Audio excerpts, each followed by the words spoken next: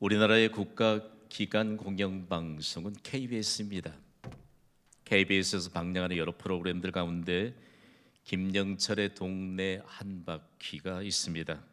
국민 배우 김영철 씨가 동네마다 고여있는 이야기와 역사를 만날 수 있도록 소개하는 소위 아날로그 도시기행 다큐멘터리입니다.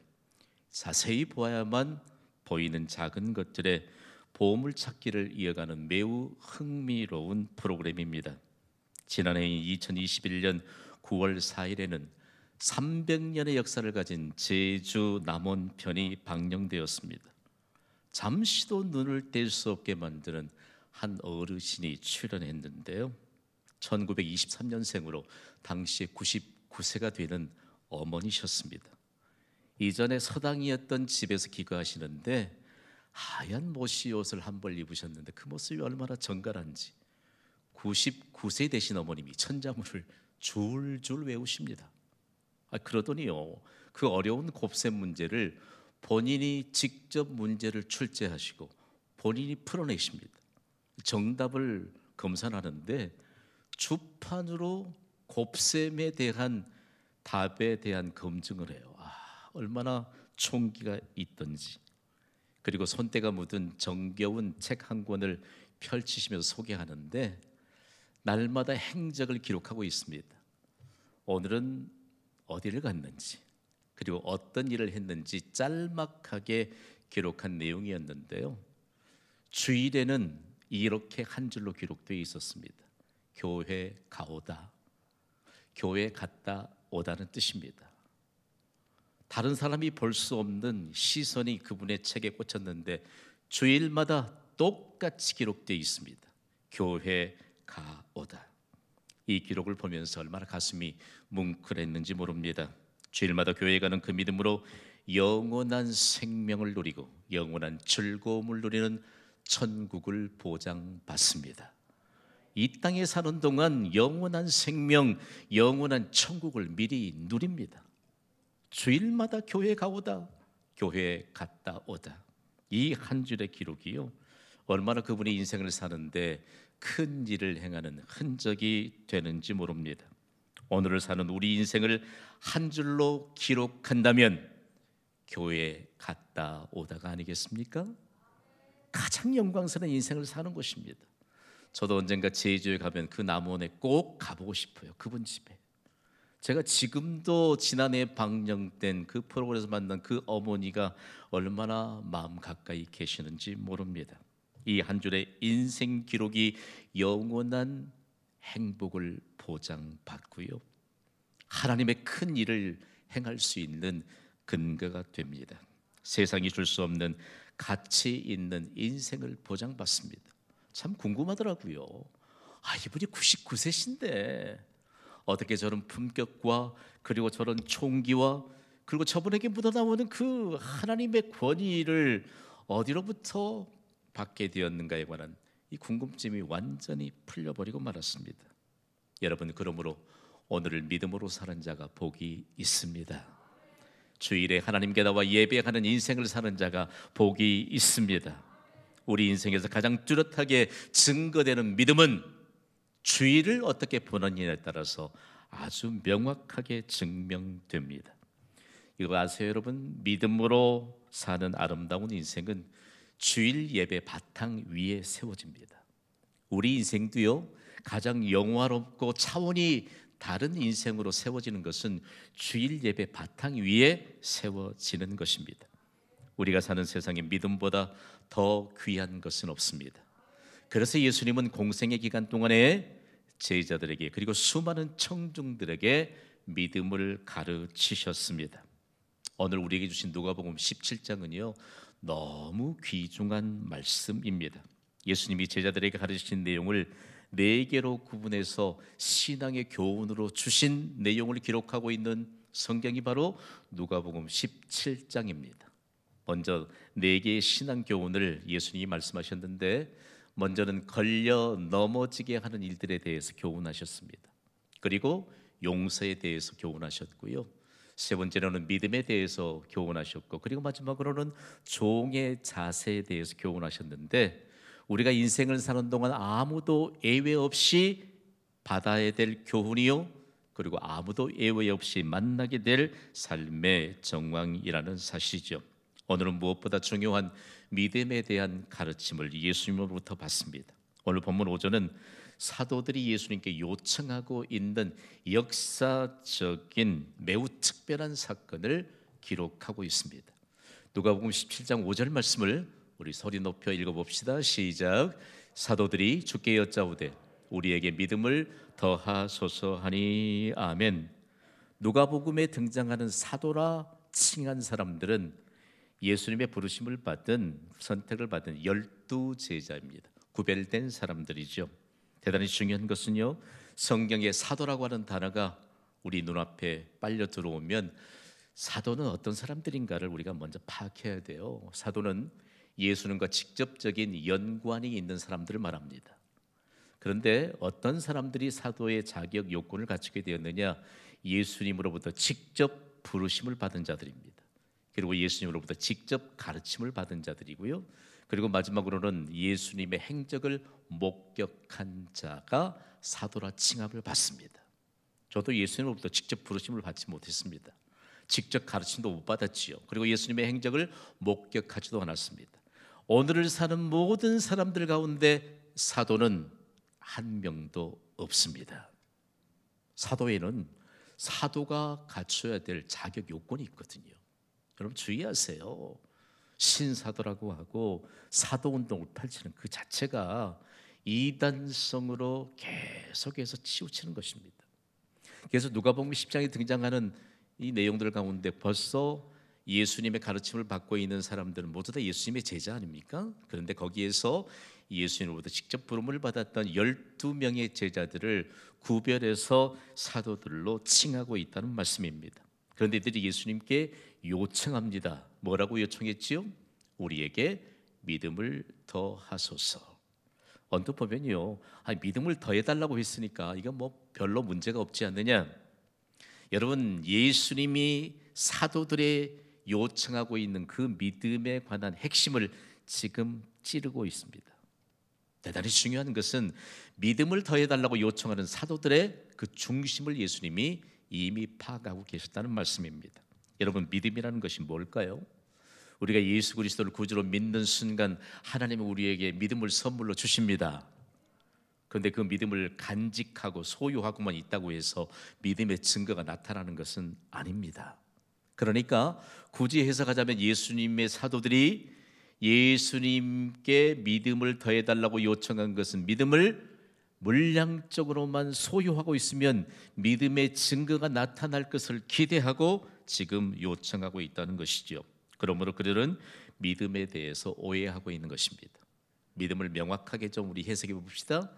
믿음이 무엇일까요, 여러분? 믿음은 살아계신 하나님을 전적으로 신뢰하는 것입니다. 믿음이라고 하는 단어는요, 신뢰하고 동일한 의미를 가집니다. 믿음이 곧 신뢰요, 신뢰가 곧 믿음입니다. 그러므로 믿음은 반드시 무엇을 동반해야 되지요? 신뢰를 동반해야 합니다. 여러분, 하나님을 믿습니까? 하나님을 전적으로 신뢰하는 것으로 믿음을 증가하시기를 바랍니다. 하나님이 우선이죠. 아멘도 별로 안 하시네요. 하나님이 우선이죠. 이게 믿음이라니까요. 하나님을 전적으로 신뢰하는 것, 이것이 바로 믿음입니다. 하나님이 말씀하시니까 하나님 말씀에 아멘으로 순종하고 화답해야지요. 믿음이 신뢰다, 동반한다. 그리고 가장 구체적으로 지금 믿음은 소유하는 데 목적을 두지 않는다라고 하는 것입니다. 예수님은 믿음을 더해주기를 요청하는 사도들에게 책망하시면서 명확한 답변을 주셨습니다.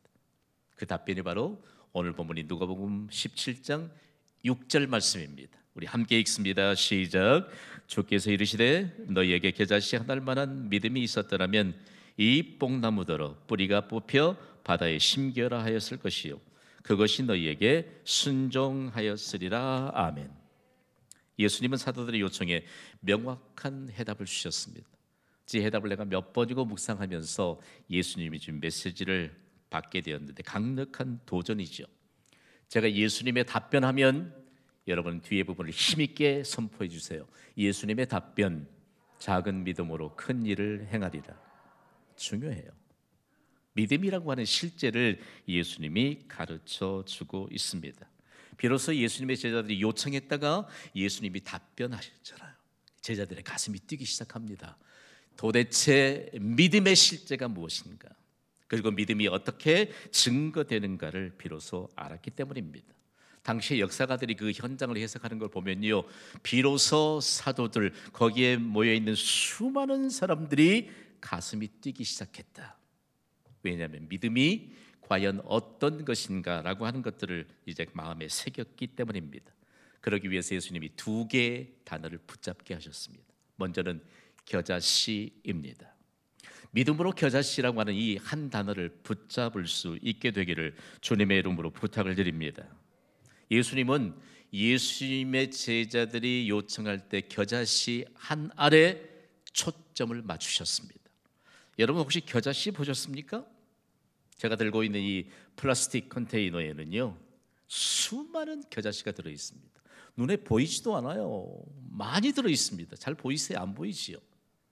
겨자씨가 얼마나 작은지 손 위에 올려놓고 훅 불면 멀리 멀리 날아가고 맙니다.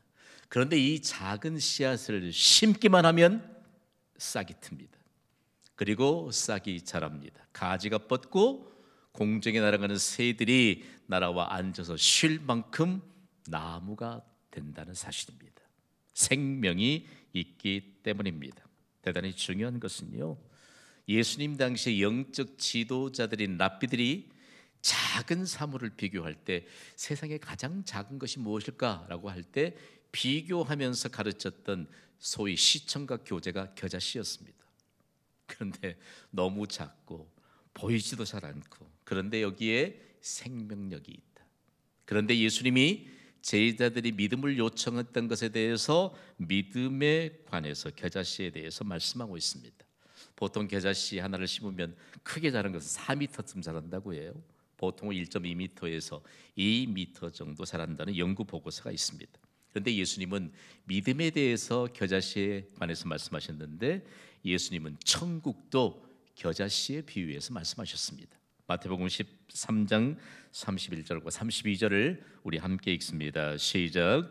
또 비유를 들어 이르시되 천국은 마치 사람이 자기 밭에 갖다 심은 겨자씨 하나 같으니 이 모든 씨보다 작은 것이로되 자란 후에는 풀보다 커서 나무가 되며 공중의 새들이 와서 그 가지에 깃들이느니라. 아멘.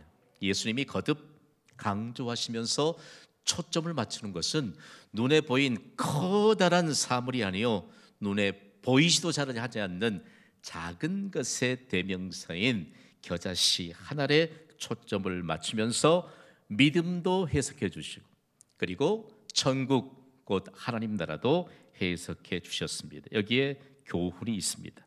먼저 믿음은 눈에 보이지 않는 것처럼 작지만 그 안에 생명이 있으므로 상상을 초월할 만큼 큰 일을 행할 수 있습니다. 우리 안에 있는 믿음은 생명입니다. 생명체는 자라는 것이 상식입니다. 오늘 우리가 이 말씀을 받을 때 막 가슴이 뛰어야 돼. 내 안에 있는 작은 믿음이 생명체이기 때문에 자라야 된다는 것이죠. 하나님의 나라도요, 겨자씨 하늘만큼 아주 작게 시작하지만 생명체이므로 우리가 상상할 수 없을 만큼 상상을 초월해서 여러분 확대되는 것이 하나님 나라가 아니겠습니까? 폭발적입니다. 당시에 예수님의 말씀을 듣고 있는 수많은 청주들은 겨자씨 하나의 교훈을 마음에 새길 수 있었습니다. 우리는 좀 생소해요. 성경을 읽을 때마다 우리의 정서와 우리가 이미 습득했던 문화적인 것과는 너무 차이가 많이 나기 때문에 반드시 해석이 필요한 것이죠. 이제 겨자씨 하나에 대한 내용들을 믿음으로 마음에 새기셨습니까? 두 번째 붙잡아야 될 단어가 바로 뽕나무입니다. 뽕나무. 예수님 당시에 예수님의 말씀을 듣고 있던 사람들은 뽕나무 얘기하면 벌써 새카만 오디 열매를 기억했습니다. 그리고 그들은 오디 열매를 그냥 생으로 먹는 게 아니고 즙을 만들어서 오디 즙을 그들이 일상에서 먹고 있었더라고요. 그러니까 뽕나무를 많이 심었을까요? 적게 심었을까요? 많이 심었습니다. 지천에 깔려 있는 것이 뽕나무였습니다. 예수님이 뽕나무에 대해서 말씀하시니까 그 뽕나무가 어떻게 자라는지 잘 알았습니다. 뽕나무는요, 가지도 넓게 퍼지지만 땅 속에 묻혀 있는 뿌리도 넓게 퍼집니다. 그러니까 사람이 뽕나무를 뿌리채 뽑는 것은 불가능합니다. 아무리 거센 태풍이 와도 뽕나무가 뿌리채 뽑히는 것은 불가능합니다. 그런데 여러분, 겨자씨만한 작은 믿음이 뽕나무가 뿌리채 뽑혀서 바다에 심기울 만한 능력을 보게 될 것이라 예수님이 가르친 것입니다. 여러분, 우리에게 겨자씨 하나만한 작은 믿음이 있습니까? 뽕나무가 뿌리채 뽑혀서 바다에 심기우라 명령할 자가 누구인가를 찾고 계십니다.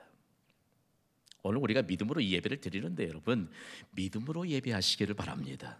그리고 믿음으로 말씀을 받으시기를 바랍니다. 믿음으로 말씀을 받아야만 뽑기 불가능한 뽕나무를 뿌리채 뽑아서 바다에 심기우라 명령할 믿음의 사람으로 살게 된다는 말씀입니다. 그러면 여러분, 예수님의 겨자씨만한 이 믿음과 영광스러운 미래까지 보여줄 수 있는 뽕나무를 뿌리채 뽑는 것과 우리가 사는 인생은 어떤 관계가 있을까요? 예수님은 겨자씨만한 믿음으로 영광스러운 미래를 바라보게 하셨습니다. 여러분, 우리가 믿음으로 구원받고 내게 믿음이 있다면 현실을 바라보아서는 안 됩니다. 미래를 바라보시기를 바랍니다. 현실에 안주해서도 안 됩니다. 미래를 추구하시기를 주님의 이름으로 부탁을 드립니다. 믿음을 가진 자들은요, 언제나 미래를 바라봅니다. 현실에 안주하지 않습니다. 만약 교회가 현실에 초점을 맞추고 있다면 여러분, 그 교회는 이미 생명력 잃은 것입니다. 영적 리더인 목사가 현실에 초점을 맞추고 있다면 이미 생명 잃은 것입니다. 그러므로 교회는 미래를 바라보면서 미래를 담아내는 그릇으로 준비되어야 합니다. 교회를 섬기는 성도들은 미래를 바라보면서 미래를 담아내는 그릇으로 준비되어야 합니다. 믿음의 능력이 우리의 믿음을 통해서 나타납니다. 초점을 어디에 맞추고 있느냐? 저는 17년 때 교회가 새해를 맞이할 때마다 비전을 선포하고 있습니다. 비전을 선포하는 김 목사에게 아무도 그 비전에 관해서 비난하는 성도가 없습니다.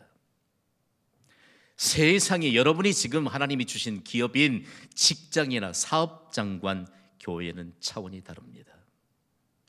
교회의 차원을 여러분의 직장으로, 여러분의 사업장으로 옮겨 놓을 수 있는 믿음을 가지시기를 주님의 이름으로 부탁을 드립니다. 예수님이 이 말씀을 주실 때 우리에게 그러면 도대체 믿음의 실제는 무엇인가? 저는 믿음의 실제를 이렇게 여러분과 함께 나누고 싶습니다. 다 함께 힘있게 선포합시다. 시작. 믿음은 사용하는 것이다. 제자들이 요청했을 때 믿음만 간직하고 있으면, 무늬만 그리스도인이면 믿음의 증거가 나타날 것이다.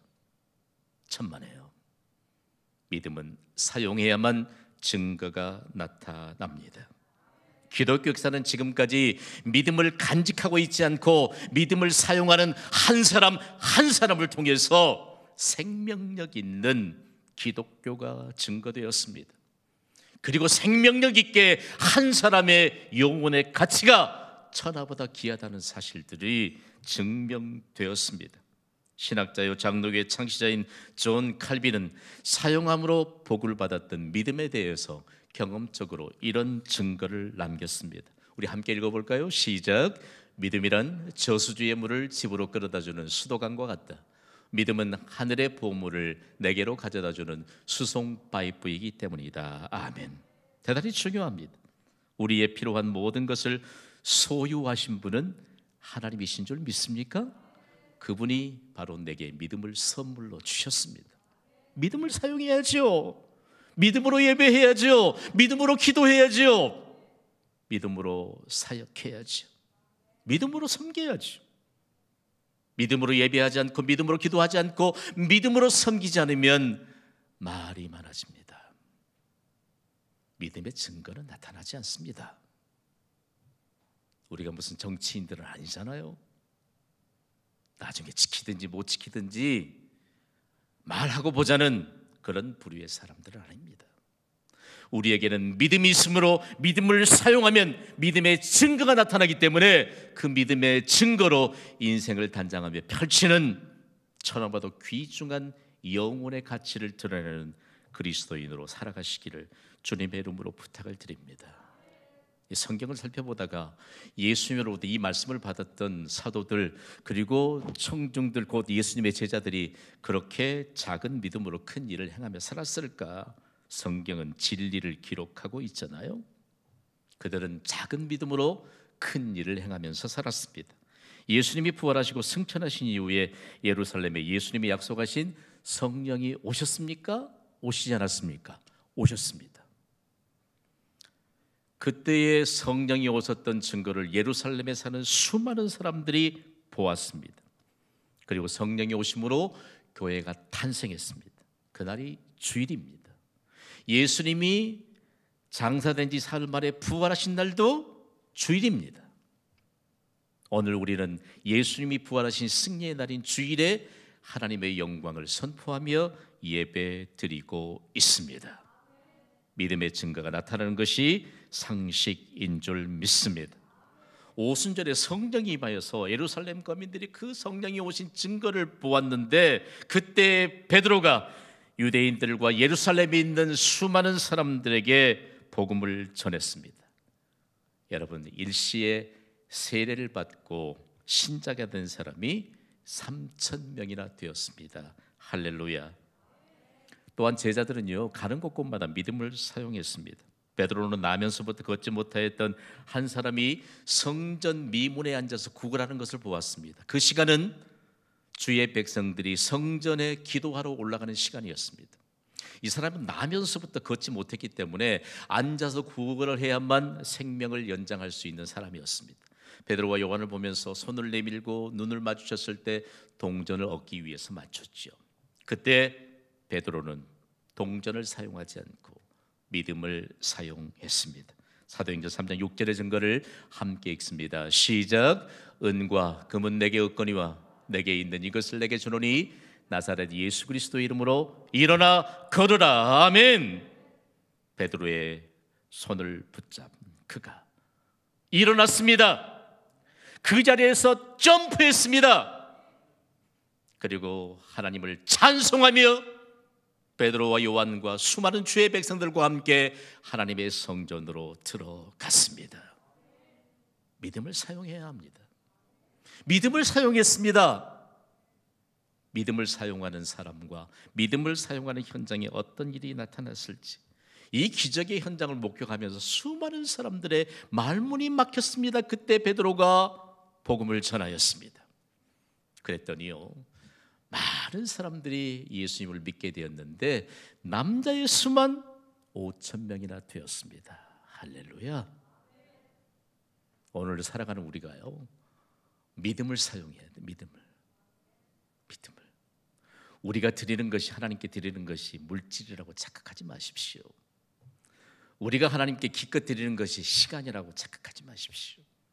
우리가 하나님께 드릴 수 있는 것은 믿음뿐입니다. 믿음. 하나님께 믿음을 드리는 이 예배 시간이 물량적인 크로노스에서 의미 있는 시간인 카이로스로 바뀌고 있다는 이 사실을 알기만 하면 우리는 예배에 대한 중심이 달라집니다. 사람을 만나는 중심조차도 달라집니다. 오늘 이곳에서 어떤 일들이 있을까? 성경은요, 사도행전을 구석구석 들여다보면 믿음을 사용한 흔적으로 빼곡하게 기록되어 있습니다. 신자들이 믿음으로 기도할 때 표적과 기적이 나타났습니다. 병든 자가 고침을 받았습니다. 예루살렘 교회에 큰 박해가 일어났을 때 사도들을 제외한 모든 신자들이 뿔뿔이 흩어져야 했습니다. 그런데 그들이 흩어지면서 겁을 먹고 달아난 것이 아니라 두루 흩어지면서 믿음을 사용했습니다. 그들이 믿음을 사용하는 곳에 복음이 전해졌고, 복음을 전해지는 곳에 영광스러운 주의 교회가 세워졌습니다. 특별히 우리의 가슴을 뛰게 하는 흔적이 하나 있잖아요. 에베소에서 바울이 복음을 전했을 때 그곳에서 수많은 사람들이 돈 자랑을 하던 곳입니다. 제가 고대 에베소를 가보니까 거기에 돈 자랑할 만한 무대가 딱 마련되어 있더라고요. 광장에 돈 자랑하고 신상품 자랑하고 그리고 자신이 가졌던 것 모든 것 자랑하고 철학자들은 궤변을 들어놓고, 그런데 그 무대에 당당하게 바울 사도가 서서 예수 그리스도의 복음을 자랑했습니다. 십자가를 자랑했습니다. 믿음을 사용했습니다. 그랬더니요, 마술을 하면서 돈 번 사람이 너무 많았거든요. 바울이 믿음을 사용한 그 결과가 어떻게 나타나느냐? 마술을 행하는 사람들이 마술의 비법을 기록한 책을 얼마나 비싼 값에 거래했는지 모아보니까 수십억 원을 호가하는 그 마술책을 다른 사람에 팔지 않고 불을 질렀습니다. 다 태웠습니다. 그러면서 온 세상에 복음을 전한 것입니다. 수십억의 마술책의 가치보다 겨자씨 않을 만한 믿음이 가치 있다를 선언한 것입니다. 오늘 삼부 예배를 섬기는 여러분, 여러분에게 하나님이 선물로 주신 그것 지키려다가 믿음 잃은 채 살아가고 있지 않습니까? 저는 오늘 여러분에게 좀 도전하고 싶어요. 우리가 믿음의 진리를 몰라요.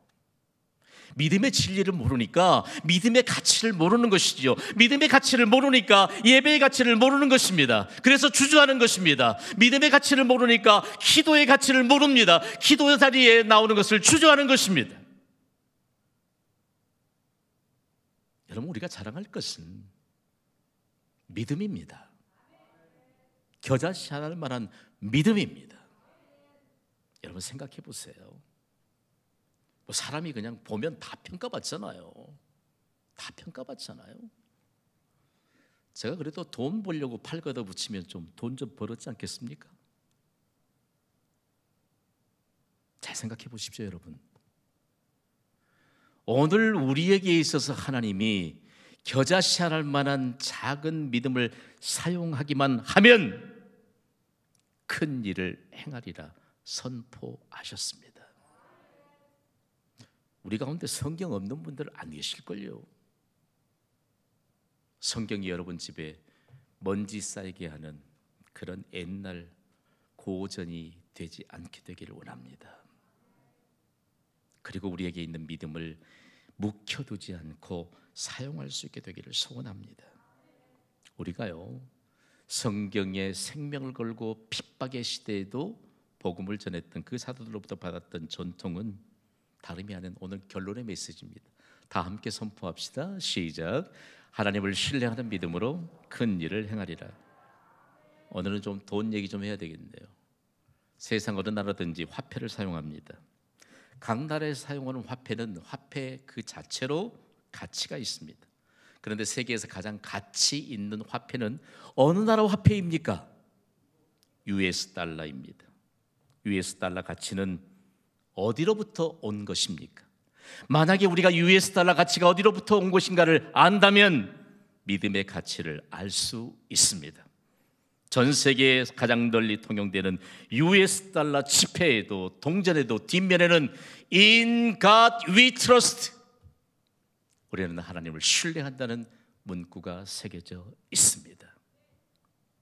제가 미국의 역사를 연구하면서 역사의 충돌이 참 많았습니다. 우리가 사용하는 지폐에 굳이 지금도 In God we trust, 우리는 하나님을 신뢰한다는 문구가 꼭 새겨져야 하느냐? 저항도 하는 사람이 많았고 수고에 열정을 쏟아붓는 사람들이 많았지만 결코 하나님의 권위를 지워내지는 못했습니다. 하나님을 신뢰하는 믿음의 고백은 결코 US 달러에서 지우지 못했습니다.